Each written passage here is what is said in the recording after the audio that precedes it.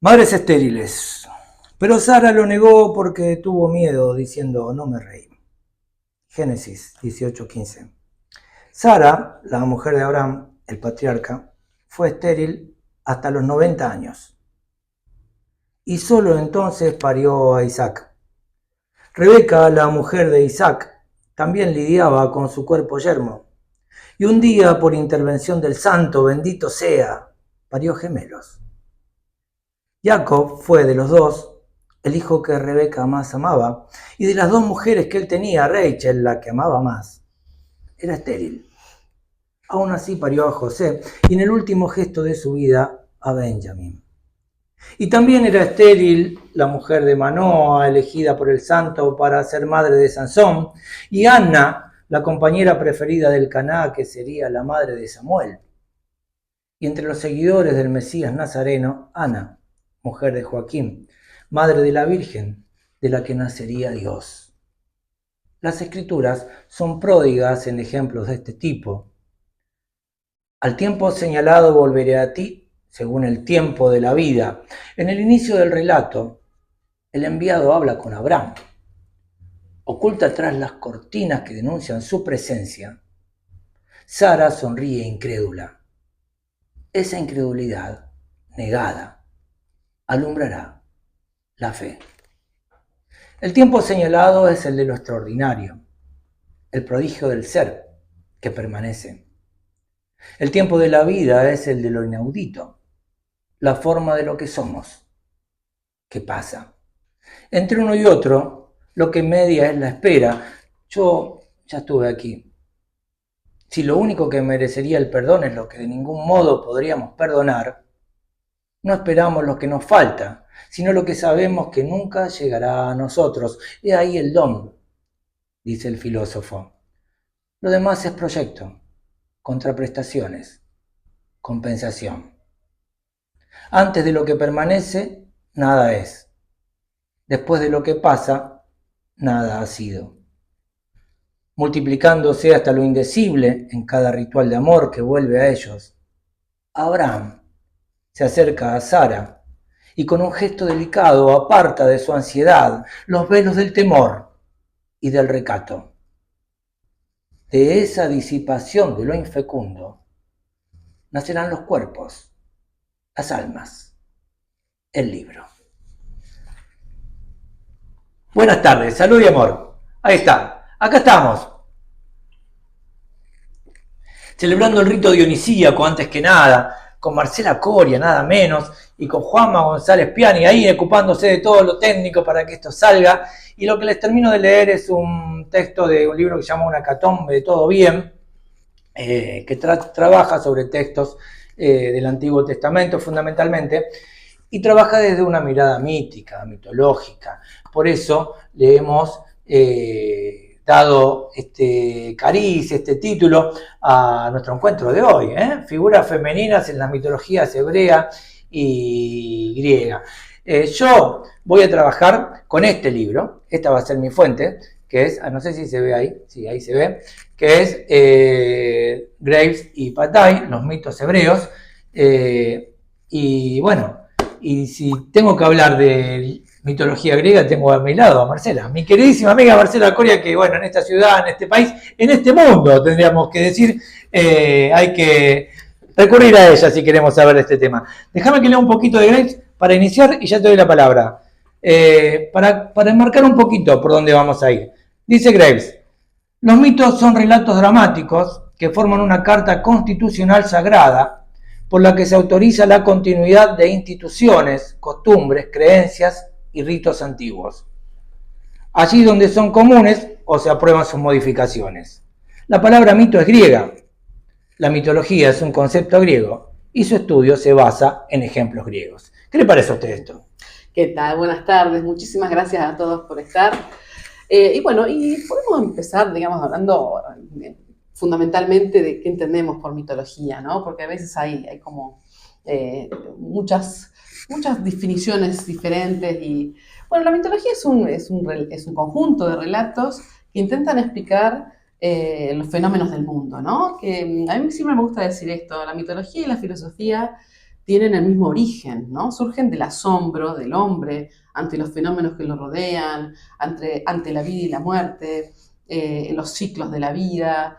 Entonces es un discurso que hay que rescatar, ¿no? Después de la planadora del racionalismo, ¿no? Que intentaba, bueno, hacer esta contraposición entre mito y logos, que sabemos que no existe, porque de algún modo el mito pervive, e incluso podemos encontrar semejanzas en mitologías de diferentes pueblos, que es un poco lo que nos motivó con Osvaldo a plantear esta charla, ¿no? Cómo algunos mitologemas se van repitiendo en diferentes culturas, y bueno, hablar un poco sin guión de lo que nos gusta, ¿no? A lo que salga. Hablamos de mitologema. ¿Qué es un mitologema? Bueno, es una noción aportada por Kerenci, si no recuerdo mal, y que en realidad tiene que ver con el acercamiento que Kerenci hace con Jung, que era un amigo de él, y forman los estudios modernos de mitología a partir de la idea de mitologema como arquetipos. Son los arquetipos que se van trasladando, que se van repitiendo, que son reconocibles en una narración mítica o en otra. Y entonces nosotros vamos a trabajar fundamentalmente en las mitologías griegas y hebreas, centrándonos en los personajes femeninos. Pero déjame contar primero una cosa. Yo estoy haciendo un ciclo que se llama Un mito en un minuto. Estuvimos leyendo a Sigo y bueno, y viene al caso contarlo porque el miércoles que viene, y acá me spoileo, voy a trabajar sobre un mito romano, que es el de Acalarentia. Acalarentia es una mujer, una joven hermosa, que fue tomada como trofeo de un partido de dados entre un sacerdote y el dios Heracles, ¿no? Entonces pasa una noche con este semidios Hércules, y entonces cuando al amanecer del día siguiente le dice, bueno, tenés que entregarte al primer hombre que te cruces. El primer hombre que se cruza era, porque bueno, los dioses ven todo, saben lo que va a pasar, tienen la presciencia, ¿no? Entonces el primer hombre que se le cruza era un tipo que tenía todas las tierras de Etruria, era hipermillonario, y se muere al poco tiempo y les lega todas las tierras a ellas.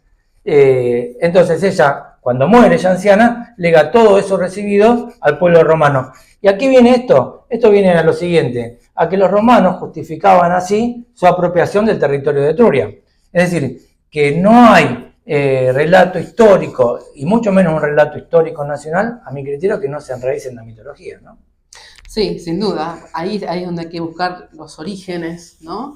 Esto en la mitología griega es muy, muy palpable. Bueno, por supuesto a partir de Síodo, textos que nos han quedado, pero después de una larga tradición de poesía oral, ¿no? Que así es como se va conformando ese acervo mítico que perdura, digamos, de una manera muy, muy fuerte, al punto que el teatro griego, como sabemos, la tragedia, toma sus temas justamente del acervo mítico de la Grecia antigua, ¿no? Y después eso, naturalmente esa mitología se perpetúa, bueno, por supuesto es común con Roma, ¿no? Bueno, con diferencias de nombres a veces y de dominios, pero que, bueno, sigue y bueno, hasta el día de hoy, digamos, ¿no? Con lo que llamamos tradición clásica, sigue abrevando de esa tradición tan rica, ¿no? Está bien, nosotros vamos a ir circunscribiéndonos, a ver, planteando sobre qué vamos a trabajar. Yo ya dije cuál va a ser mi fuente, que es los mitos hebreos de Graves y Bataille, pero obviamente también las escrituras. Las escrituras, fundamentalmente el Génesis, yo me voy a limitar al Génesis, donde según Graves se pueden notar, incluso estrictamente citados, incluso expresamente, ciertos componentes míticos ineludibles. Ya vamos a ir desgranando eso. La idea es, las escrituras están plagadas de mujeres fuertes, o sea, vos tenés por ejemplo a Tamar, hay tres Tamar, pero bueno, la primera, que es la más famosa, de donde surge la idea del onanismo, porque ella era la mujer, la mujer del hermano de Onán, que murió sin suscitar en ella descendencia, o sea, sin tener hijos. Entonces, correspondía que el hermano menor tuviera relaciones con ella y tuviera un hijo que en realidad continuaba la estirpe del hermano mayor. Esa era la ley. Bueno, Onán se niega a eso. Entonces, había muerto el primer marido, el segundo marido, a partir de que transgrede la ley, es condenado y muere también. Y el tercer hijo de Judá, esta era la familia de Judá, era muy chico todavía. Entonces a ella como que la mandan a la casa del padre hasta que Sela, que era el otro hijo, crezca, ¿no? O creciera, mejor dicho. Bueno, la cuestión es que cuando Sela crece no cumplen con la gente de Judá, no cumple con su promesa, y ella se hace pasar por una prostituta, se para con el rostro velado en el medio del camino, y medio como que lo manipula a Judá para que cuando se entera que ella había quedado embarazada, o sea, Judá se para en el camino donde Judá pasaba, y entonces él la toma por una prostituta. Ella le retiene el bastón y el manto como prenda, y esa es su garantía de vida, ¿no? Y porque después, cuando se enteran que ha quedado embarazada, quieren matarla. Pero Judá dice, hay que matarla porque deshonró a mi familia, pero el padre era él, ¿no? Entonces, la idea es esta, Tamar no está generalmente nombrada dentro de las mujeres fuertes por el judaísmo, pero es un personaje maravilloso. Después sí están Sifra y Fuá, que son las parteras de Egipto, que se niegan a matar a los varones hebreos. Está Rahab, que es una prostituta de Jericó. Débora, que es una jueza. Hay muchísimas mujeres muy fuertes en la mitología hebrea. Yo me voy a circunscribir a las 4 matriarcas, que son Sara, Rebeca, Lea y Rachel, que son matriarcas porque eran las mujeres de los patriarcas. En realidad no tiene esto que ver con el matriarcado, eso vale aclararlo. Así que bueno, ese va a ser mi planteo y esta va a ser mi fuente. ¿Usted de qué nos va a hablar? Bueno, en consonancia con estas grandes figuras, ¿no? del Génesis, las mujeres de los 3 primeros patriarcas, ¿no? Abraham, Isaac y Jacob. Yo voy a mezclar acá una figura muy importante para el pensamiento occidental, que es Filón de Alejandría, un autor judío del siglo I, fue contemporáneo de Cristo, pero no lo conoció. Y lo que hace Filón es un maravilloso cruce entre la filosofía platónica y las escrituras, al interpretar de manera alegórica el Pentateuco, y bueno, de algún modo sentar así las bases de Occidente, ¿no? Este es un autor que ha sido muy estudiado, está siendo también actualmente objeto de estudio de un grupo muy erudito de la Universidad Nacional de La Pampa. Bueno, yo participé en el proyecto de Filón de Alejandría y justamente traduje un tratado que se llama Sobre la unión con los estudios preliminares, que alegoriza, ¿no? la relación entre estas figuras, ¿no? Abraham y Sara, Isaac y Rebeca, y por último Jacob y sus 2 esposas, Lía y Raquel. Así que bueno, yo voy a complementar un poco con eso, pero vamos a comenzar por ahí y después, bueno. ¿Qué hacemos con los griegos? ¿Qué hacemos con los griegos? Nos estamos olvidando de los griegos. ¿Qué hablamos cuando hablamos de los griegos? A ver, ¿de qué vamos a hablar? ¿De Hera, de Atenea, de quién? Y podemos hablar de las diosas olímpicas, o también, como estábamos un poco conversando, de ciertos mitos recurrentes, ¿no? Decíamos, por ejemplo, el mito del diluvio, que es un mito que está en el Génesis, por supuesto, como todos saben, pero que también está en la mitología griega con las figuras de Pirra y Deucalión. O, por ejemplo, esto de la primera mujer, según Hesíodo, Pandora. Todos los dones. Justamente, claro, todos los dioses le habían dado algún don, la belleza, todo lo que los dioses, con lo que los dioses la adornaron, pero que fue enviada justamente por Zeus en venganza, digamos, del robo del fuego de Prometeo, para desgracia de los hombres, ¿no? Entonces esta primera mujer que, bueno, haciendo cierto paralelismo también, sería la que de algún modo introduce el mal en el mundo, ¿no? Como en algún punto la figura de Eva. Pero bueno, empecemos entonces por los mitos. Dale. ¿Parece? Eva, dicen que Eva, madre de todos los vivientes, igual que Pandora, ¿no? Pero dicen que tenía algo que ver con Eve, una de las mujeres de Hércules. Claro, sí, puede ser. Eve con H y B larga, ¿no? Eve, la juventud, claro, que es que es entregada a Heracles una vez que Heracles es deificado, ¿no? Después de sus tantos trabajos. Está bien, entonces vamos con las matriarcas hebreas. Nosotros tenemos 4, que son, ya dijimos, las 4 mujeres de los patriarcas, que son 3. ¿Por qué son 3 patriarcas y 4 matriarcas? Porque Jacob de Israel está casado con 2, ya vamos a contar la historia, ¿no?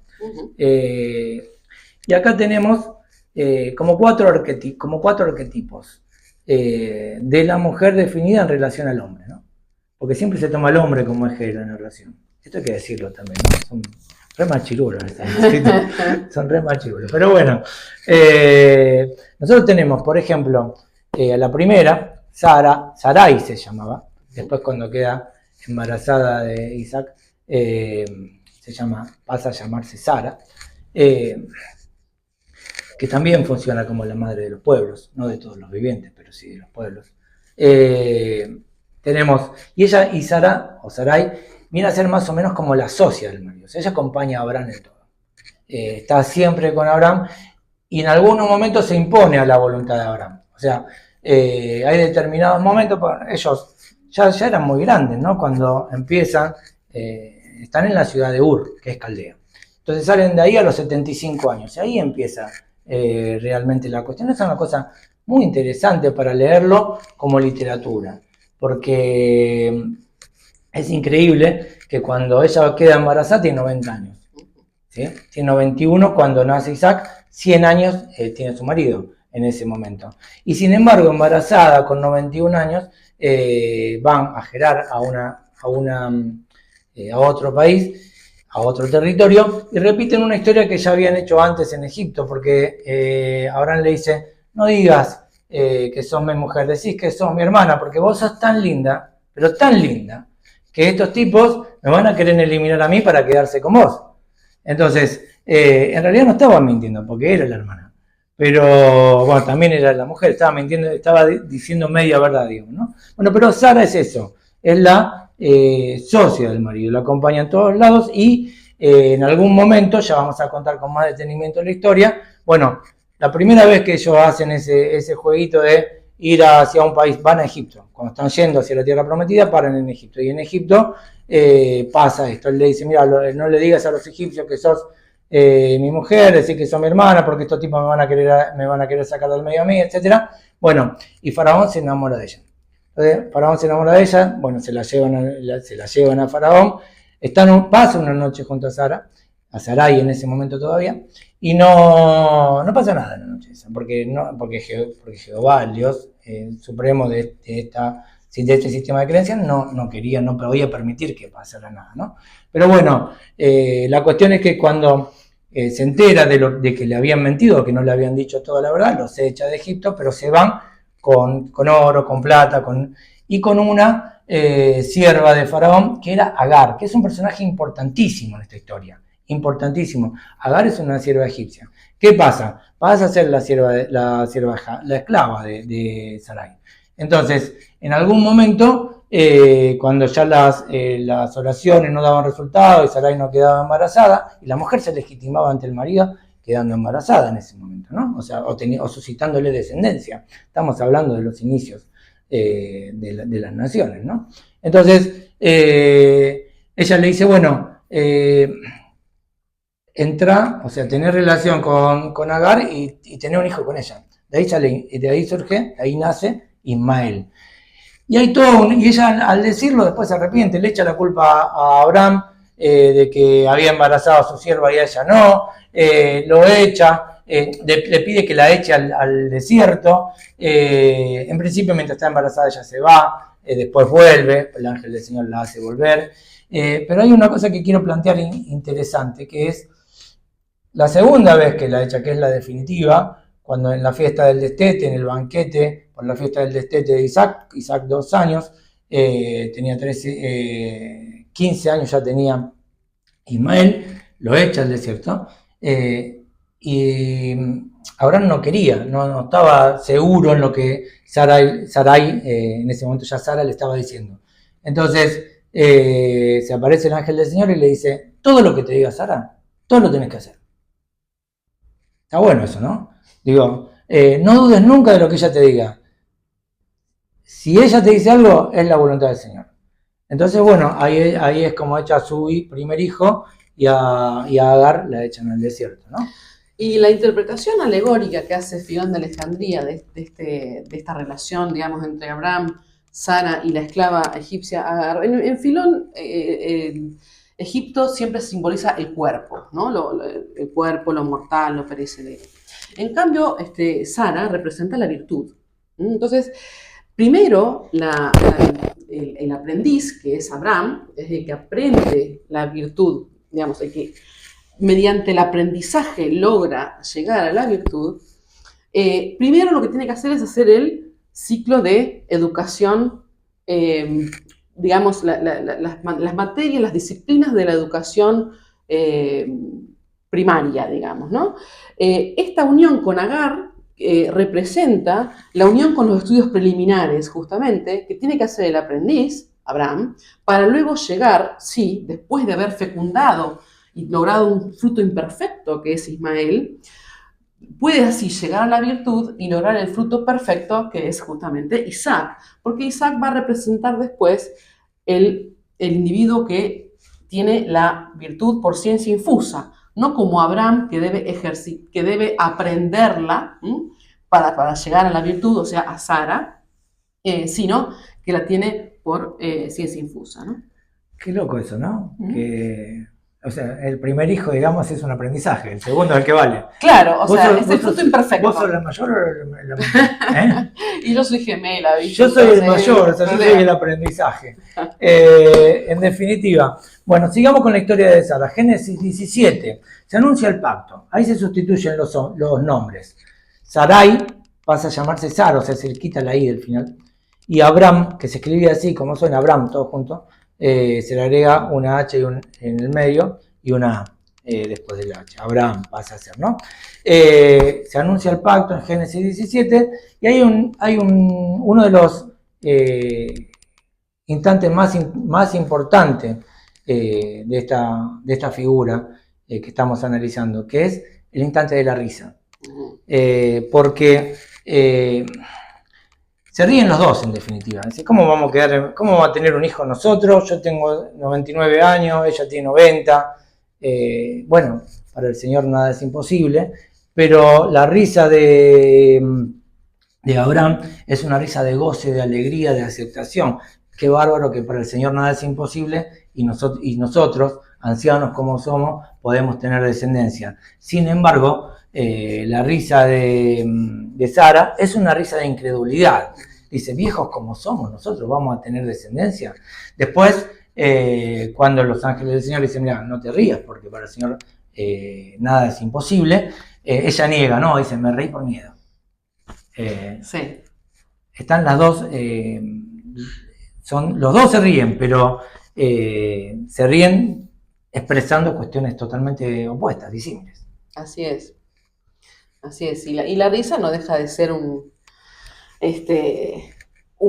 fenómeno, digamos, porque están los dos, ¿no? Esto que vos señalás es muy importante porque es una reacción, digamos, que tienen los dos, aunque la de Sara es censurable para la escritura, ¿no? Y ella está escondida atrás de una cortina, pero los tipos están hablando en realidad con Abraham, pero obviamente lo ven.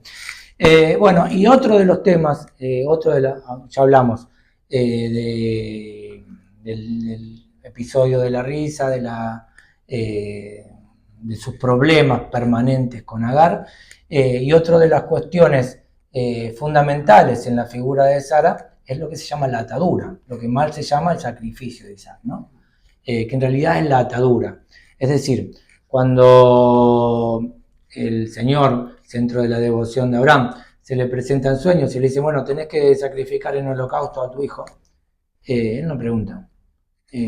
Cumple con todos los requisitos, hace todo el procedimiento, suben al monte y en un momento Isaac, que ya no era tan chiquitito, le dice, padre, no hay víctima. Él dice, Dios proveerá. Y efectivamente Dios provee.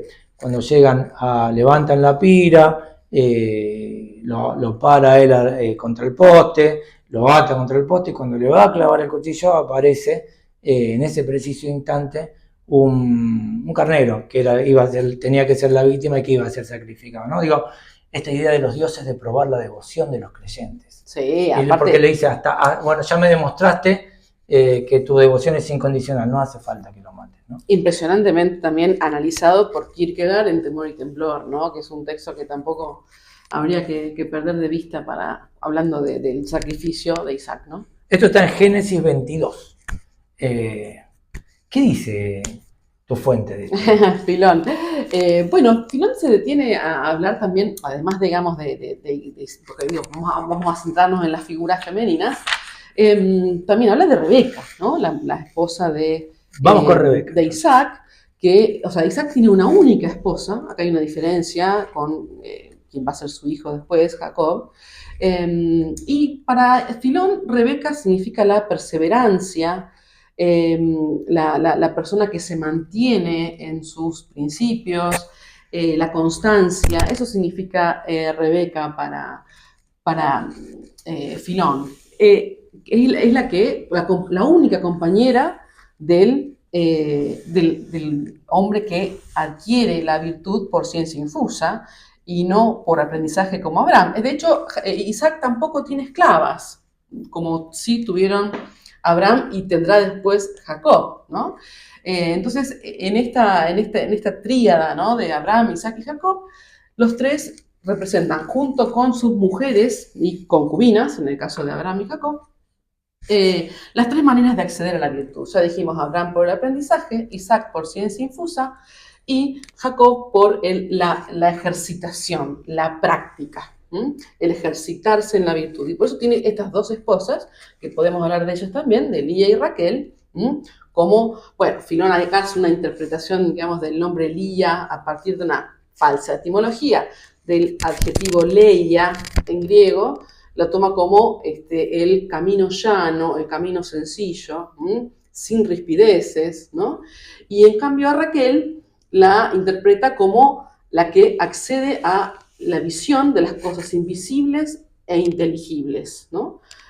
Superando la visión de lo corpóreo, de lo sensible, que son las cosas justamente sagradas, ¿no? Las cosas inteligibles e invisibles también. Yo te decía antes de arrancar con la charla que para mí la historia de amor de Jacob y Rachel es una de las mayores historias de amor jamás contadas. Pero bueno, ya vamos a llegar a eso. Primero terminemos con Sara, seguimos con Rebeca y después llegamos a eso. Bueno, con Sara, bueno, acá la idea es, repetimos la historia, ¿no? Sara ve que Agar está embarazada de su marido, no se lo banca, le hace mucho desprecio, Agar se va, después vuelve, y bueno, y después cuando nace Ismael, ella lo que no quiere es que Ismael herede junto a Isaac. En realidad lo hace echar al desierto en función de eso, porque la tierra tiene que ser Isaac, es la tierra prometida, ¿no? Exacto. Ismael después será el padre de los pueblos del desierto. Sara muere a los 127 años y es enterrada en Macpela, que es una cueva que compra específicamente para eso su marido Abraham. Y Abraham toma a otra mujer, que se llama Setura o Ketura, según las tradiciones, y le da 6 hijos más. Es una cosa rara esta, porque después no aparece más en el relato. Esos 6 hijos, cuando hay que enterrarlo a Abraham, lo entierran entre Isaac e Ismael. Y algunos dicen que Setura o Ketura es otro nombre para Agar. O sea que ahí habría otra historia de amor que permanece a través de los tiempos, ¿no? O sea, como que Agar esperó su lugar. Cuando fallece Sara, ahí sería otra vez ella pareja de Abraham, que en realidad fue la madre de su primer hijo, ¿no? Uh-huh. Bueno, entonces vamos con Rebeca. La aplicación general que se da para Rebeca, decíamos de Sara es la socia del marido, la que lo acompaña, la que está a su par.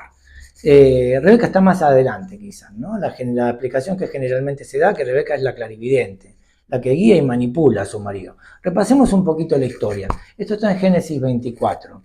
Abraham le hace jurar a su criado de toda la vida, Eliezer, que era el más viejo de sus criados y era el primero que tuvo, que no tomará mujer cananea para Isaac, o sea, no quería que se casen con los cananeos.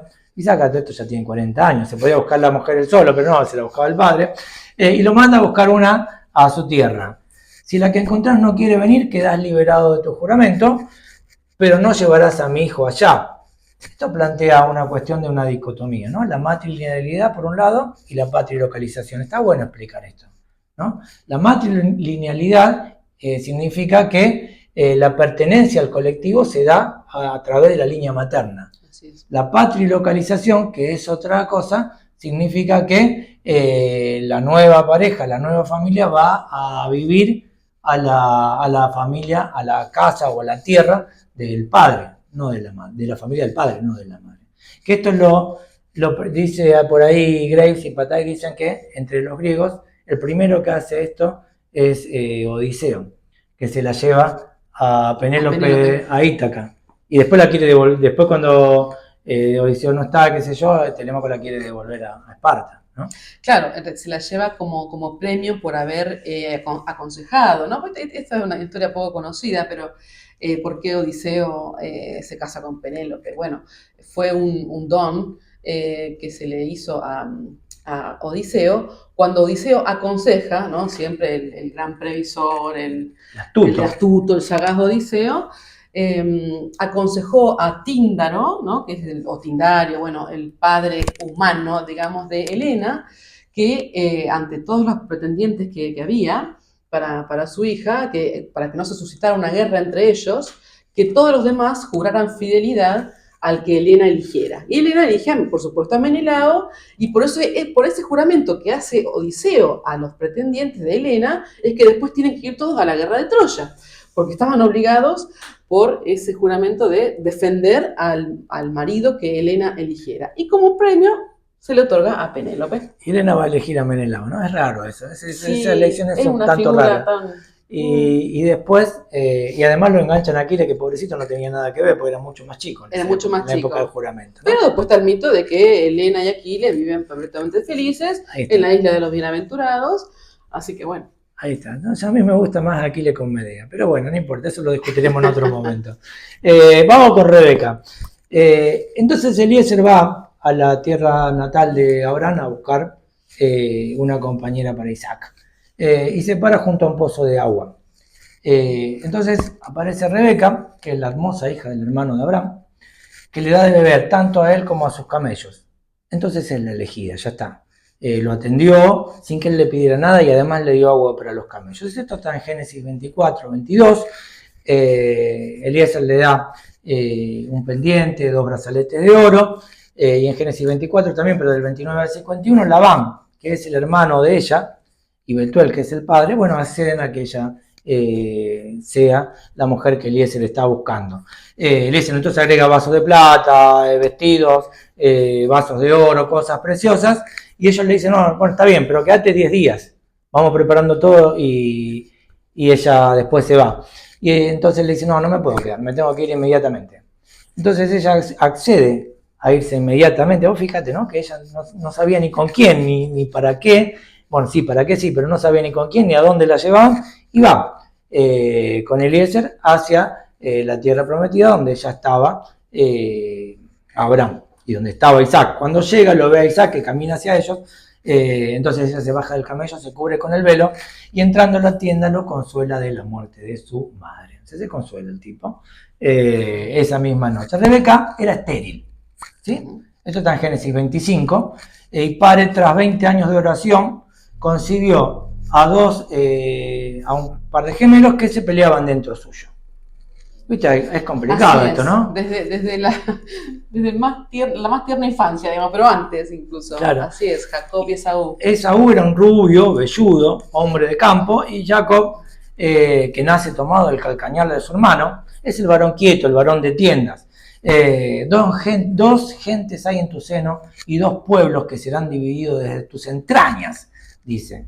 Isaac amaba a Esaú porque era el que lo acompañaba al campo, ¿viste? El que salía a jugar a la pelota con él, digamos, ¿no? El otro se quedaba leyendo en la casa.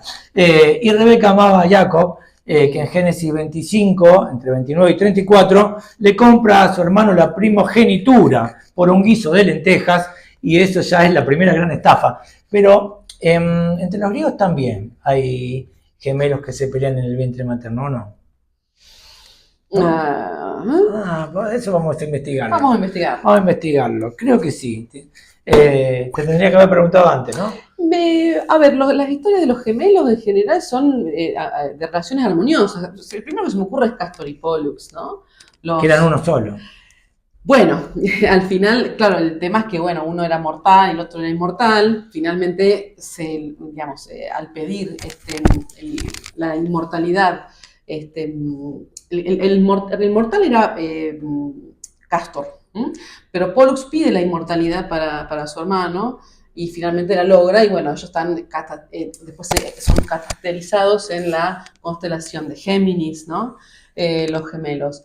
Bueno, así como también, bueno, está la historia de que podrían haber nacido de un huevo, ¿no? Que del otro huevo nacieron Clitemnestra y Helena. Clitemnestra y Helena son figuras, digamos, bastante contrapuestas, pero bueno, en definitiva, también, sí, ahí hay conflicto, Acrisio y Preto, ¿o no? Acrisio, el abuelo de Perseo. Claro. Sí. Eran gemelos que se peleaban en el vientre de la madre. Dale, lo voy a chequear bien. Ajá.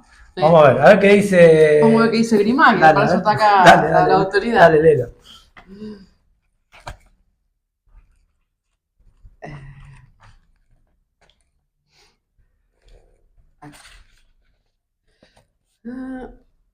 Acrisio.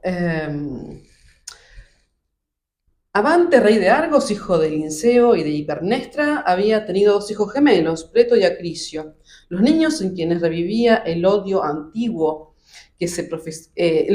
mutuo que se profesaban, sus abuelos Egipto y Dánao, se peleaban ya en el seno de su madre. Ahí está, muy bien. Muy bien. Sin que, al hacerse mayores, menguara su enemistad. O sea, se pelearon toda la vida. Igual.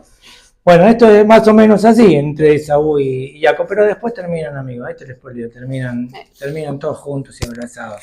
Bueno, pero sigamos con Rebeca. En Génesis 26, Isaac tiene más de 60 años ya y Rebeca repiten la historia de Abraham y Sara en Gerar. O sea, él le hace decir a ella que es su hermana, en este caso era la prima, para que no lo maten para apropiársela porque ella era demasiado bella. Pero Abimelech los ve por una ventana abierta jugando al amor. Qué increíble esto, ¿no? Que juegan al amor con la ventana abierta. Y ordena que nadie los toque, pero bueno, después Isaac se engrandece demasiado, gana mucho dinero, 100 a 1, se invertía 1 y ganaba 100, entonces los echa de su país. Envejecido, Isaac se siente morir, está ciego, ya estamos acá en Génesis 27, y quiere darle bendiciones a Esaú. Le pide que salga al campo, case, porque Esaú era el que andaba, el gran cazador que andaba siempre en el campo, y haga un guiso para comer de su mano. Yo quiero comer de lo que vos cases, ¿no? Era su preferido Esaú. Pero Rebeca escucha esto y hace ella un guiso con el ganado, o sea, ya saca del freezer, digamos, lo que ya tenía, y lo llama a Jacob para que se lo lleve al padre, haciéndose pasar por el hermano. Ya le había hurtado la primogenitura, se la había vendido muy barata, precio vil, se diría en derecho, un guiso de lentejas. Ahora le hurta las bendiciones, ¿no? Le hace poner una piel de cabra en la mano, porque el otro tenía muchos bellos. Todo bien pensado por Rebeca. Claro, Rebeca era manipuladora. Entonces, Abraham, que ya está ciego, dice, bueno, es la voz de Jacob, pero es la piel de Esaú. Toca la cabra, se cree que es la piel del hijo. Entonces le da todas las bendiciones, absolutamente todas. Cuando vuelve con su casa del campo, Esaú ya está todo terminado, o sea, el hecho consumado. Dice, no hay nada para mí, no, bueno, vas a tener que supeditarte a tu hermano, etcétera. Bueno, él no lo toma demasiado bien, dice que lo va a matar, y para evitarlo, Rebeca lo manda unos días con su hermano, con Labán, aquel que había hecho el trato con Eliezer. Y para lograr esto se queja de las cananeas, diciendo que no son buenas mujeres para sus hijos. Una cananea había tomado a Esaú ya, a Judith, y ella no le caía muy bien, y hace que Isaac envíe a Jacob a tomar mujer de su parentela, o sea, de la familia de la madre. ¿Qué te parece? Así es. Es una historia bastante... es la mujer que manipula al marido, ¿no? Porque realmente está todo pergeñado por Rebeca, esta historia de de cómo Isaac finalmente bendice solo a Jacob, ¿no? Y no a Esaú. Pero bueno, digamos, finalmente no se termina concretando el asesinato, lógicamente, y Jacob va a ser después, por supuesto, el que va a ser llamado Israel. Claro, y sus 12 hijos son las 12 tribus. Así es. ¿No? Jacob ya con 2 esposas y 2 concubinas, ¿no? Claro, y ahí tenemos otra figura que muchas veces se olvida, que es Dina, que es la hermana de los 12 hijos de Jacob, o sea, es la hija de Jacob. ¿Cómo interpreta Graves a esto? Bueno, lo que dice es que en realidad se trataba de tribus que se unieron en una confederación israelita y que no necesariamente eran todas tribus arameas, pero eran dirigidas por un arameo, y que la tribu de Dina era una tribu todavía matriarcal. Porque viste que lo que tiene la tesis que sostiene Graves es que el primer culto fue el culto a la diosa. ¿Sí? Él dice que las primeras agrupaciones humanas eran agrupaciones matriarcales y veneraban a la diosa, que era una diosa de la fecundación, que era una diosa y que era necesariamente orgiástica. Sí, la arqueología da cuenta de esto, ¿no? Esas figurillas femeninas con un abultado vientre, ¿no? Que serían estas divinidades probablemente más antiguas que los indoeuropeos, por la zona del Mediterráneo, que digamos, serían para propiciar la fecundidad, pero también que, bueno, según algunas interpretaciones, podrían dar cuenta de una sociedad de tipo matriarcal, ¿no? Sí, eso es lo que él dice, ¿no? Lo que sostiene Graves, que al principio había una veneración de la diosa de la fertilidad y que era una diosa necesariamente orgiástica porque en realidad tenía que matar al consorte cada año, que después renacía a través de su unión con la serpiente. Ahí viene el mito de la serpiente que está presente en casi todos los complejos de relatos, ¿no? También claro. En este. No, y también incluso hay alguna pervivencia de esta figura en algunas divinidades del panteón griego, digamos, Deméter, por ejemplo, ¿no? Cibeles también, diosas, bueno, asociadas con la fecundidad, la vegetación, todo lo que crece en la naturaleza, ¿no? Habría algunos ecos en algunas de estas diosas, ¿no? Está bien, y para ser más claro vamos a leerlo, porque vamos a leerlo directamente de la fuente. Para saber bien cómo él lo plantea, si te parece. Bien, dice: en el mito bíblico los héroes a veces representan reyes, a veces dinastías y a veces tribus. Los 12 hijos de Jacob, por ejemplo, parecen haber sido en un tiempo tribus independientes que se agruparon para formar la Fictionía o Federación Israelita. Sus dioses locales y sus poblaciones no eran necesariamente de raza aramea, aunque la gobernaba un sacerdocio arameo. Solamente José puede ser identificado en parte con un personaje histórico. El hecho de que cada uno de esos hijos, excepto José, se casara, según se dice, con una hermana gemela, eso no lo tenía claro, sugiere que las tierras se heredaban a través de la madre, aunque el gobierno fuera patriarcal. A Dina, la única hija de Jacob, nacida sin hermana gemela, hay que entenderla como una tribu semi-matriarcal, incluida en la Confederación de Israel. El relato del Génesis sobre su rapto por Siquem y el Midrash sobre su inmediato casamiento con Simeón deben interpretarse en el sentido político y no personal. En el Génesis aparecen otros indicios de una antigua cultura matriarcal. Por ejemplo, el derecho de una madre a dar nombre a sus hijos, ejercido todavía entre los árabes. Eso es lo que plantea, ¿no? Y después dice que, bueno, esta veneración de la diosa, de la triple diosa en su triple condición de que él asimila a la diosa blanca, que es la luna en realidad, ¿no? Que son las tres etapas de la luna, creciente, llena y menguante, que viene a ser la mujer joven, la ninfa, la doncella y la anciana, ¿no? Sí. Así que Bueno, hay que leer a Graves y la diosa blanca, pero no nos vamos a ir por ahí. Yo lo que quería leer es esto. Dice, todo gobernante que reforma las instituciones nacionales, esto lo dice seguidamente Graves, o como el rey Josías, estamos hablando del siglo VII a.C., se ve obligado a aceptar reformas, debe redactar un codicilo para la antigua constitución religiosa o crear una nueva. Y ello implica una manipulación o tal reelaboración de los mitos, tal vez reelaboración de los mitos. Era evidente que si Judea, un pequeño estado colchón entre Egipto y Asiria, quería mantener su independencia política, había que inculcar al pueblo una disciplina religiosa más severa y adiestrarlo en el manejo de las armas. Hasta entonces la mayoría de los israelitas habían abrazado el tolerante culto cananeo en el que las diosas desempeñaban el papel principal y los reyes eran sus consortes. Eso estaba muy bien en tiempos de paz, mas no servía para fortalecer la resistencia de los judíos frente a los ejércitos invasores. Eso lo plantea Robert Grace y Patay acá en los mitos hebreos, pero este esquema lo lleva Grace a todos. Entonces, cuando analiza, por ejemplo, en algún momento que se pone a analizar la mitología nórdica, habla que los dioses ases o asios, que son los indoeuropeos que vienen e invaden, son los dioses patriarcales que reemplazan a los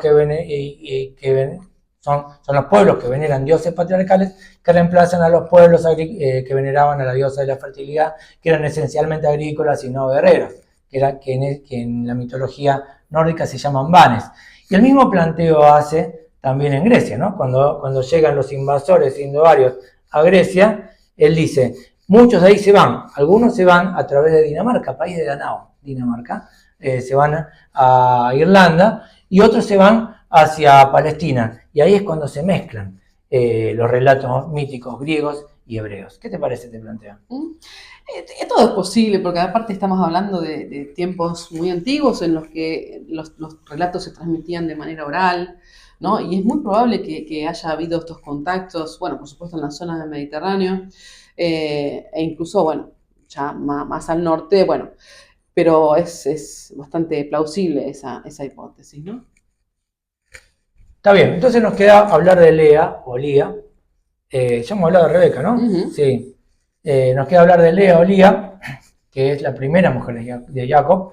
El arquetipo sería, Sara tenemos la socia del marido. Rebeca tenemos la que manipula al marido. Y Lea es la mujer abnegada, la que su marido no eligió, la que le imponen, y pretende todo el tiempo ganarse una buena mirada de él, que no la mira, que la desprecia, y lo hace a través de parir. Le da a Jacob 6 hijos, 6 de los 12 hijos de Jacob, que pasan a ser todas las tribus de Israel, que pasan a formar las tribus de Israel, son hijos de Lea o de Lía. 2 son de su esclava, 2 son de la esclava de Rachel y solo 2 son de Rachel. José y Benjamín. Bueno, pero antes de llegar a Lía, vamos a empezar por Rachel. Lean, por favor, lean Génesis 29 entre 9 y 11. Es la historia de amor más maravillosa que yo haya leído, por lo menos. Voy a resumirla un poquito leyéndolo. Dice así. Estando él, lo mandan allá, Saúl dice, lo voy a matar a este tipo porque me quitó la primogenitura, porque me quitó las bendiciones, entonces lo mandan a la tierra de la familia materna. Entonces, en el camino él sueña, llega hacia un pozo de agua y se pone a hablar con 3 pastores. Entonces dice, estando él hablando con ellos, los 3 pastores en torno a un pozo, Rachel vino con el ganado de su padre porque ella era la pastora. Y sucedió que como Jacob la vio a Rachel, hija de Labán, hermano de su madre, y a las ovejas de Labán, llegóse y removió la piedra de sobre la boca del pozo, y abrevó el ganado de Labán. Y Jacob besó a Rachel, y alzó su voz, y lloró. Este instante de que el tipo la ve venir, llega al pozo, la ve, la besa, grita y llora, es una cosa maravillosa.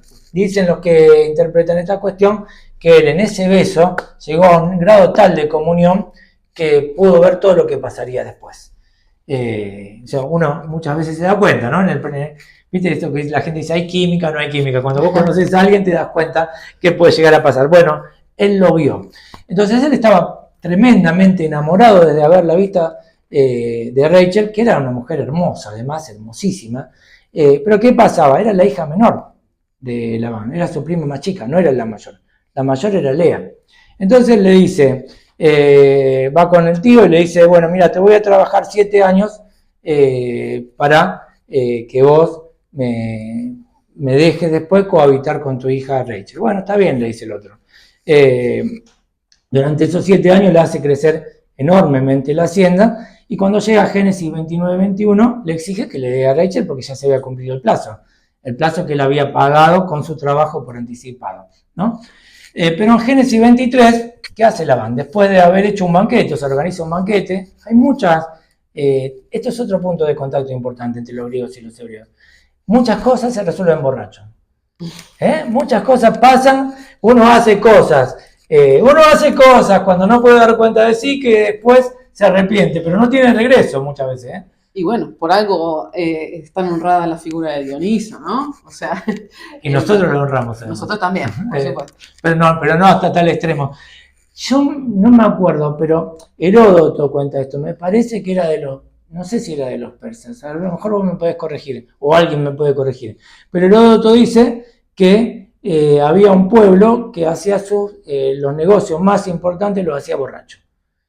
Porque supuestamente ahí expresaba, viste que los borrachos no mienten, ahí expresaba exactamente lo que quería, sabía exactamente a dónde quería ir, no tenía ninguna hipocresía. Bueno, la cuestión es que, volviendo al relato, en Génesis 23 hay un banquete, Jacob toma de más, todos toman un poquito, y se va a la tienda medio tambaleante.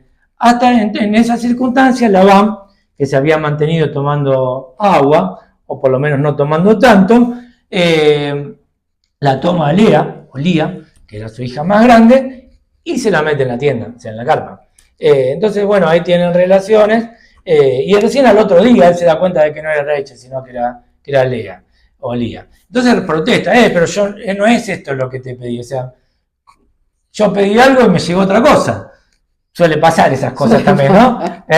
La fotito del Tinder es una cosa, cuando vos lo vas a ver después, nos encontramos en el bar, cuando llega al bar es bastante diferente. Bueno, él a la mañana la vio a Lía y no era la que él quería, entonces Labán le dice, es que en este lugar no se hace así, nosotros no entregamos a la hija menor antes que a la mayor. Entonces, bueno, le dice, bueno, ahora va a tener que trabajar 7 años más para mí si quiere dar Rachel. Bueno, y él lo que él hace, trabaja 7 años más, y bueno, y ahí sí le dan a Rachel. A todo esto aborrecía a Lía porque se la habían impuesto, y viendo Jehová, o viendo su Dios, que él aborrecía a una de sus esposas, abrió la matriz de una y cerró la de la otra, ¿no? Rachel era estéril, Jacob tenía algunos problemas y le reclamaba por eso, y Lía paría. Y los nombres de los hijos de Lía son absolutamente demostrativos. Por ejemplo, el primero es Rubén. Dios ha visto mi aflicción, quiere decir. El segundo es Simeón, oyó Jehová que soy aborrecida. Mirá los nombres que le ponía, ¿no? Claro, por este poder que tenían las mujeres de dar los nombres a sus hijos, ¿no? Como decíamos antes. Es lo que decía Grace antes. Leví, esta vez mi marido se unirá conmigo. Judá, esta vez alabaré a Jehová, ¿no? Después, bueno, tiene hijo la sierva, porque cuando se casaba le daban una sierva. Entonces, la sierva que le habían dado a Lea tiene 2 hijos más. Y después, Lía le compra una noche con su marido. Tenés que comprar una noche con tu marido, ¿no? A tu hermana. A Rachel, por un ramo de mandrágoras que Rubén, su hijo mayor, había traído del campo. Entonces Rachel le habían gustado las mandrágoras, Rubén se la da y ella le cobra una noche con su marido. Ahí para Isachar, que quiere decir Dios me ha dado mi recompensa. Y después a Zabulón, que es ahora morará conmigo mi marido porque le he dado una buena dote. O sea, está todo el tiempo esperando que el marido le preste atención en función de darle hijos. Es increíble esto, ¿no? Y por otro lado, la idea de que el nombre clarifica exactamente la situación de la persona. Esta idea de que están retomadas por Borges, ¿no? El nombre es el arquetipo de la cosa, en la letras de rosa, está la rosa y todo el Nilo en la palabra Nilo. Así es. Así es una explicación bastante diferente, bueno, la que da Filón, ¿no? Dice, por ejemplo, ¿no? Cuando empieza a hablar sobre las esposas de Jacob, ¿no? Dice, cada una de ellas tiene una naturaleza y un aspecto diferente. Por ejemplo, una de las esposas legítimas, que viene a ser Lía, es un movimiento de lo más saludable, sólido y pacífico. A ella, por estas características, se la llamó Lía, digo, haciendo referencia a un adjetivo en griego, leios, cuyo femenino es Leia, que de ahí toma Filón esta idea, pero en ningún momento menciona esto de la esposa aborrecida, ¿no? que es muy claro en el Génesis. La otra se parece a una piedra de afilar y se la llama Raquel. Hacia ella se aguza, afilándose, el intelecto amante de la lucha y de la ejercitación. Dijimos que Jacob es el patriarca que llega a la virtud a través de la ejercitación, ¿no? De la práctica. Raquel significa visión de profanación, no porque ella mire de manera profana, sino por el contrario, porque considera que las cosas visibles y sensibles, en comparación con la naturaleza pura de las cosas invisibles e inteligibles, no son santas, sino profanas. En efecto, puesto que nuestra alma está dividida en dos partes, una parte racional y otra irracional, bueno, acá se hace eco de la tripartición platónica del alma, aunque, bueno, toma dos partes, ¿no? Y no tres. ¿Le falta? ¿Qué le faltaría ahí? Y lo que pasa es que... ¿Está la apetitiva? Claro, o sea, la apetitiva, él toma, digamos, como irracional lo que Platón diría une dos, digamos, ¿no? Claro, exactamente, está uniendo dos. Sería el vientre, el corazón y la cabeza. Exacto. Entonces, está uniendo el cuerpo y la cabeza. Probablemente acá está influido por los estoicos, Filón, ¿no? Que es una influencia bastante general. Sucede que a cada uno le corresponde una virtud. Lía a la parte racional y Raquel a la parte irracional. Sin duda la una, Raquel, nos ejercita a través de los sentidos y de todos los miembros de la parte irracional para que desdeñemos lo que es conveniente despreciar, la reputación, la riqueza y el poder, cosas que la gran y gregaria muchedumbre de hombres juzga como notables y deseables, puesto que sus oídos están corruptos y el tribunal de justicia de los otros sentidos también está corrupto. La otra, Lía, nos enseña que nos apartemos del camino desigual y escabroso, intransitable para las almas virtuosas, y que marchemos fácilmente por el gran camino sin tropiezos ni resbalones. Esta es la interpretación de Filón, bueno, alegórica, por supuesto, como corresponde, digamos, a la tradición de la Alejandría de su momento, pero sin mencionar nunca esta contraposición, ¿no? Entre la esposa amada y la esposa aborrecida. Que Génesis marca claramente. Marca claramente, sí, es raro, ¿no? Es raro lo de Filón ahí. Lo que pasa es que son dos esposas legítimas. Lo que él está haciendo es contraponerlas con las criadas, con las siervas, ¿no? Que también le dan 2 hijos cada una. Porque una es Silpa, que es la criada de Lea, de Lía. Y la otra... Bala. Ahí está. La criada de Raquel. La criada de Raquel, que es la madre de Dan y de Neftalí. Y Silpa es la madre de Gad y Aser. Y Raquel es la madre, o Rachel es la madre de los dos más chicos, porque ella estuvo con la matriz cerrada durante casi toda la vida y solo al final pudo darle hijos a su marido, y son José y Benjamín. Después de 14 años, Jacob trabaja para Labán, una vez que ya tiene las 2 mujeres, trabaja 7 más. O sea, está 21 años trabajando para las 2 mujeres. Sí. Marcando, separando y haciendo prosperar su hacienda. A los 21 huye de noche con sus mujeres y sus hijos. Los hijos de Labán le dicen que le están robando. Mis hermanas y su marido nos están robando, dice. Entonces los persigue. Se había llevado los ídolos de la casa. O sea, las figuritas que adoraban los ídolos. Sin que Jacob supiera, se los había llevado Rachel.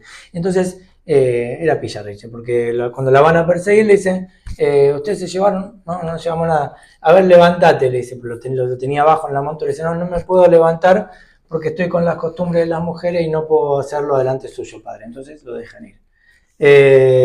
Pero bueno, esta cuestión de que Jacob, con el favor del Señor, se enriquecía, está tomada a veces como un robo también. Porque ahí hacen un acuerdo. Después de los 14 años, los últimos citas hacen este acuerdo. Todo el ganado que nazca con un determinado color, no me acuerdo, rayado o una cosa así, o manchado, es para uno. Todo el ganado que nazca de otro color o inmaculado es para el otro. Entonces, nacen todos a partir de ahí empiezan a nacer todo el color que habían acordado que correspondía a Jacob. Entonces se lleva todo el ganado. Lo que hace Graves es equipararlo a Autólico, el gran ladrón de la mitología griega. ¿Cómo lo ves esto? Es un paralelismo interesante, ¿no? Como, bueno, la verdad, no recuerdo exactamente el mito en el que es protagonista Autólico. Autólico, leámoslo, lo tenemos ahí. Dale. Para eso estamos. Porque, sí. Esto es sin guión, o sea, nos encontramos y charlamos. Tenemos algo anotado, trajimos las fuentes, pero es Autólico, hijo de Hermes y de Quíone, o tal vez de Estilbe, hija de Esóforo. Es hermano gemelo de Filemón, acá tenemos otros gemelos, ¿no? Casó con Mestra, hija de Eristigón, y por su hija Anticlea es abuelo de Ulises, ¿no? Autólico, abuelo de Ulises. Recibió de su padre Hermes el don de poder robar sin ser nunca sorprendido. Por eso sus robos son numerosos. A Amíntor le hurtó un casco de cuero que dio a Ulises y que éste lleva en su expedición nocturna contra Troya en compañía de Diomedes.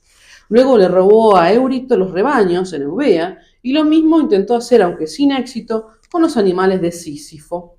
Bueno, otro que también se destaca por su... Era bastante pillo, por su ingenio y bueno, sus ardides. Le quiso robar los animales a Sísifo. Y de hecho hay algunos que dicen que Odiseo era hijo de Sísifo y no de Laertes, ¿no?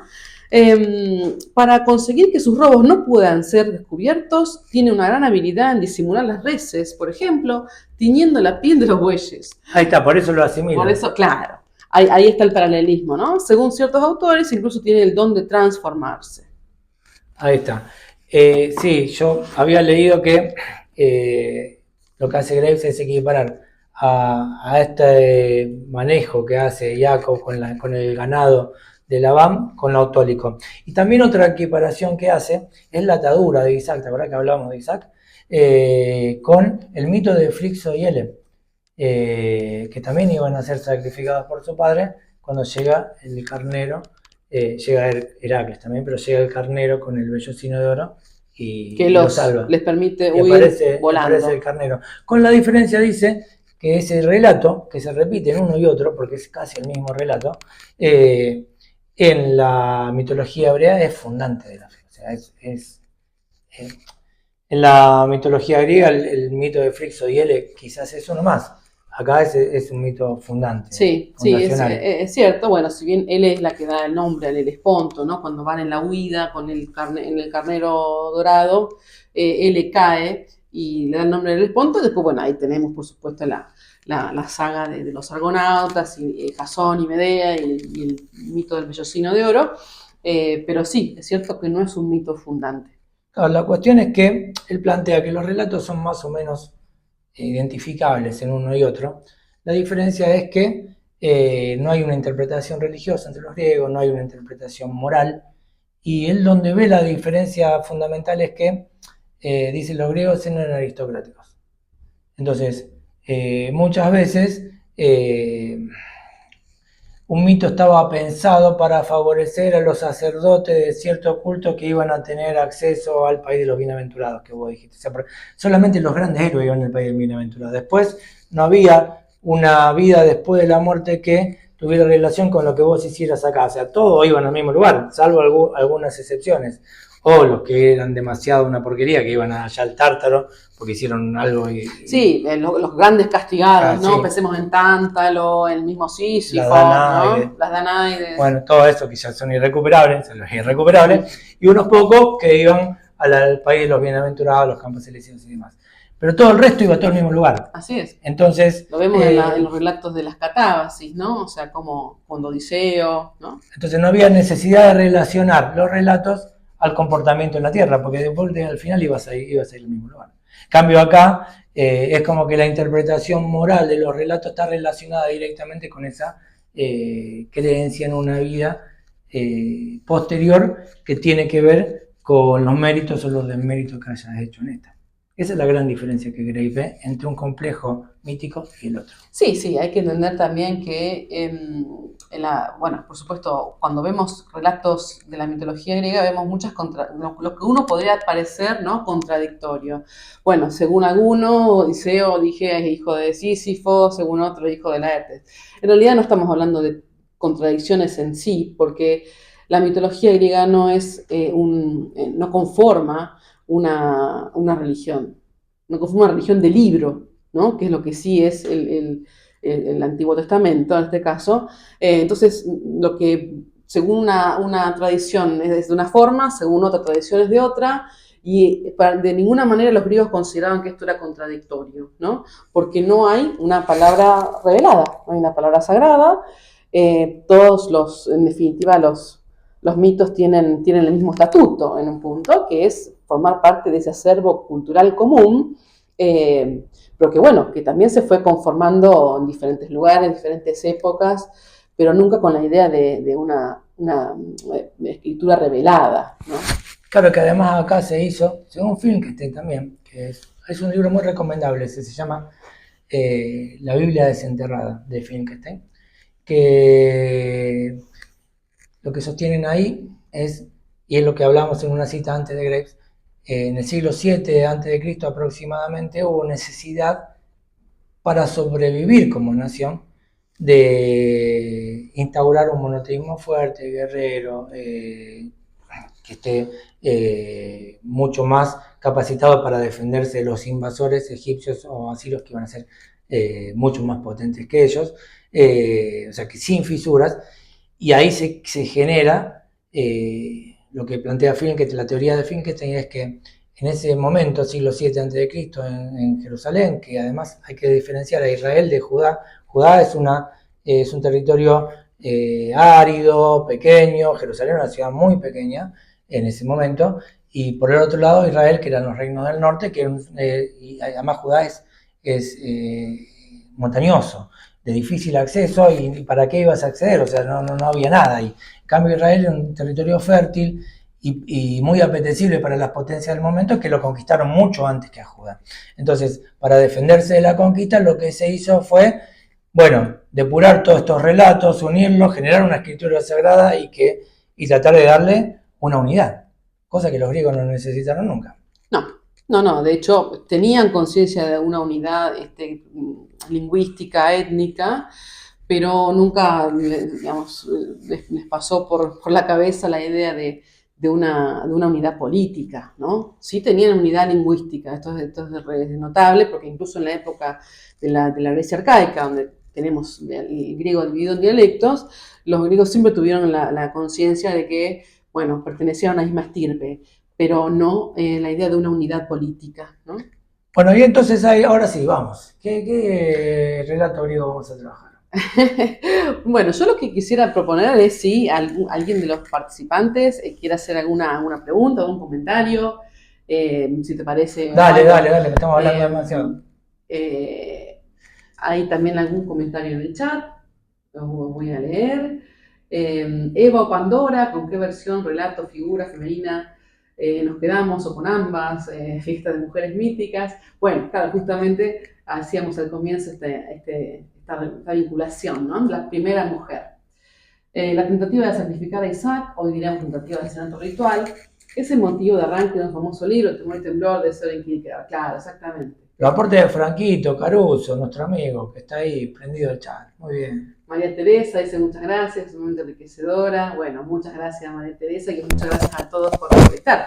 Pero bueno, también es cierto que nos hemos ido un poquito más a los mitos hebreos, pero bueno, alguna relación salió por ahí, ¿no? Con los griegos. Muchas gracias a todos por las reacciones. Acá hay una pregunta. Sandra.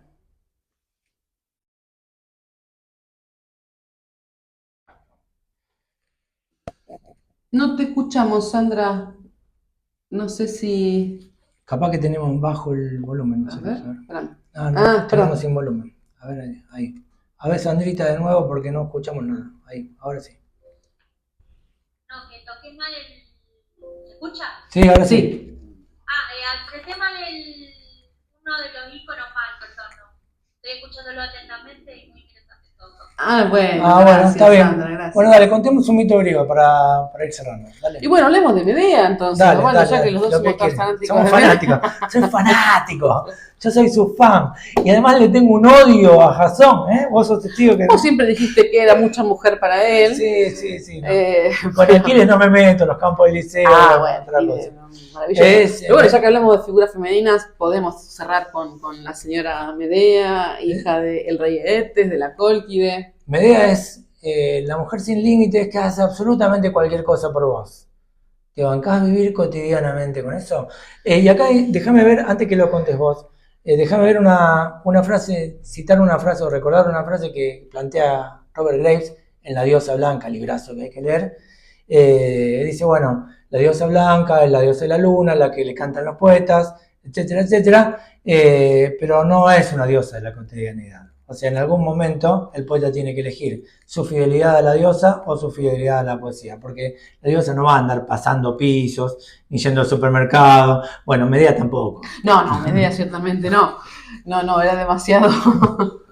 Bueno, es eso, ¿no? También la cuestión del exceso. Acá nos dice Franco alguna cosita de las diosas griegas, por ejemplo Tetis. Bueno, Tetis, una divinidad importante, ¿no? Fue la madre de Aquiles. Y además, la segunda esposa de... Perdón, no, me estoy confundiendo con Temis. Temis, la segunda esposa de Zeus. Pero bueno, Mnemosine, la madre de las musas, ¿no? Hijas de Mnemosine y Zeus. Y de Nyx hay diferentes también, Nyx la noche, ¿no? La noche, claro, hay diferentes genealogías, ¿no? Según Hesíodo es una de las diosas más antiguas, ¿no? Nacida junto con el Erebo, ¿no? Después Franquito pregunta, las mujeres de Moisés y David eternamente podemos hacer una clase acá, llegar a una charla hasta la madrugada. Dale, Franquito después, otra vez, y no, eso no otro encuentro. Vamos con Medea, dale. Y bueno, nada, esta mujer excesiva que para todo tenía bueno, una respuesta mediante la magia, ¿no? Estaba estudiando justamente ahora en este momento la figura de Medea en Ovidio, en las Metamorfosis de Ovidio, y cómo este personaje vira, ¿no? Cambia radicalmente entre esa doncella inocente, enamorada, a la hechicera capaz de los crímenes más atroces, ¿no? Esto que se ha señalado, digamos, como un defecto, si se quiere, del personaje, yo no lo veo así, porque la poesía justamente es el reino donde todo es posible. Y ¿por qué no? Una joven enamorada y dulce y suave, pero que controla los poderes de la naturaleza, ¿no? Ya tiene dominio sobre el fuego, sobre el agua, sobre todo sobre el fuego. Bueno, puede convertirse finalmente en una mujer despiadada, ¿no? Que nunca es del todo mujer, porque Medea tiene en su linaje divinidades preolímpicas, ¿no? Medea es nieta de Helios, ¿no? El dios Sol, que es una divinidad preolímpica, ¿no? De los primeros dioses de la mitología que plantea por lo menos Hesíodo, ¿no? Entonces ella tiene este poder majestuoso sobre la naturaleza, ¿no? Maneja drogas, fármacos, con los que, bueno, finalmente logra sus objetivos, ¿no? En principio la venganza de Jasón, pero también después, bueno, Medea también es una maestra en la huida, ¿no? Huye de Corinto, como sabemos, después de matar a sus hijos, pero también huye hacia Atenas y ahí intenta matar a Teseo, logra huir de Atenas también, ¿no? Es una maestra realmente de la huida, además de la maestría que tiene en el dominio de la magia, ¿no? Sí, Medea es un personaje inabarcable. Sí. Es un personaje absolutamente inabarcable. Se lo ha tomado desde distintos lugares, la extranjera, la feminista, protofeminista, etcétera. Hay la bárbara, la hechicera, etcétera. De hecho, Jasón, el caradura, el inútil, el caradura de Jasón le dice, yo hice más por vos que vos por mí, pero ¿qué hiciste vos? ¿No? Dice, no, porque yo te traje a este lugar, o sea, te traje a donde soy yo, que acá viví civilizadamente de acuerdo a una ley. donde vos vivías eran todos unos bárbaros, o sea, yo te traje la civilización. Eso le dice el caradura después de que ella, al verlo, se enamoró perdidamente, ¿viste? Suele pasar esas cosas, ¿no? O sea, vos no entendés cómo Helena se puede quedar con Menelao. Bueno, no entendés tampoco cómo Medea se puede quedar con Jasón, se puede enamorar tanto de Jasón, que es un tipo que arranca la historia perdiendo una sandalia. Su mito arranca perdiendo una sandalia, pero bueno, eso ya lo contaremos. Sí, eso es un modo lo conversábamos el otro día, ¿no? Un modo de heroísmo bastante peculiar el de Jasón, ¿no? ¿Hasta qué punto Jasón es una figura heroica? La figura heroica verdaderamente es la de Medea, claramente, más allá de, bueno, todos sus crímenes, realmente es una figura de estatura heroica y que esto está resaltado incluso por sus características, si se quiere, masculinizantes, ¿no? En Eurípides, sobre todo. Y después ya en Séneca ya es directamente una Ménade, ¿no? En la Medea de Séneca ya es una figura absolutamente enloquecida. Algunos autores han tomado como que sería la encarnación de lo contrario de lo que él plantea con respecto al dominio de la ira, ¿no? En el diálogo de la ira de Séneca. Pero bueno, ya ha tenido reelaboraciones, bueno, hasta el día de hoy, ¿no? O sea, en el siglo XX tenemos el maravilloso libro de Christa Wolf, ¿no? Medea, voces, ¿no? Una especie de tejido. Y hay quien la santifica también, porque hay algunos que dicen que en realidad mataba a todos los extranjeros y que ella hace todo lo que hace para salvarlo a Jasón, que después se enamora. En fin, lo que dicen algunos también es que en el mito de los argonautas hay dos mitologemas unidos, que no tienen nada que ver uno con el otro. O sea, los argonautas van hacia la Cólquide. A ver, quiero tu opinión en esto. Van hacia la Cólquide. Y ahí lo llevan a Jasón, directamente lo llevan, porque en un momento se pierde, se quedan 2 años parados. La primera parada ya se quedan 2 años. Y él le dice, ¿a qué vinimos, muchachos, acá? O sea, ¿cuál era la gracia de este viaje? Ya está. Bueno, entonces siguen. Y lo llevan ahí. Y después desaparecen. Los argonautas no intervienen nunca más. Es como que la ida es una cosa, y después todo lo que pasa con Medea, donde los argonautas no se sabe en dónde están, es como que fueran dos relatos míticos unidos. ¿Puede ser eso? Puede ser. Esto también, bueno, es reelaborado después ya por Apolonio de Rodas. Hay algunos argonautas que se individualizan, ¿no? Que tienen alguna, bueno, Orfeo, por ejemplo, entre ellos está Heracles, pero Heracles lo dejan en el camino también. Sí, se queda ahí. Heracles se queda ahí y no participa más. Se queda buscando a su protegido. Claro. Hipias. Hipias era su protegido. Sí. Y bueno, pero esto es cierto que el gran mito de Medea terminó opacando el resto del mito de los argonautas. Claro, y volviendo a ella, hay que leerlo, Medea. Bueno, ella se enamora de él, lo hace, le da la forma de cumplir con todas las exigencias que le habían puesto su propio padre, que eran exigencias incumplibles, absolutamente incumplibles, para llevárselo ellos, sino que al final se lo terminan robando.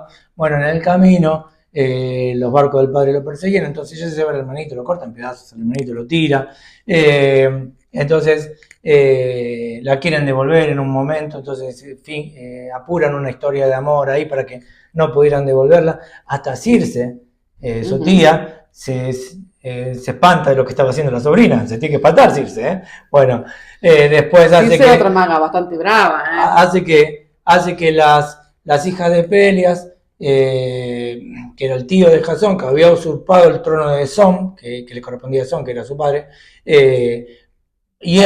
corten en pedacitos de hierban a su padre en un caldero, convenciéndola de que así le iban a devolver la juventud. Bueno, vos tenés una mujer que hace todo eso por vos, y después venís un día y le decís, ¿sabes qué? Hay una chica que me gusta en la otra cuadra, creo que nos va a convenir a todos, también a mi hijo, que yo me case con ella. ¿Qué esperas que haga? Claro, o sea, bueno, ahí está el exceso, ¿no? Yo creo que Medea es Heracles en versión femenina. O sea, es incomparable, o sea, está fuera de todo parámetro, Heracles. No. Sí, 250 hijos. El héroe excesivo también, el héroe excesivo, sí. que no tiene límites y no se detiene ante nada, ¿no? Heracles, bueno, pero también Heracles es víctima de una locura enviada por los dioses.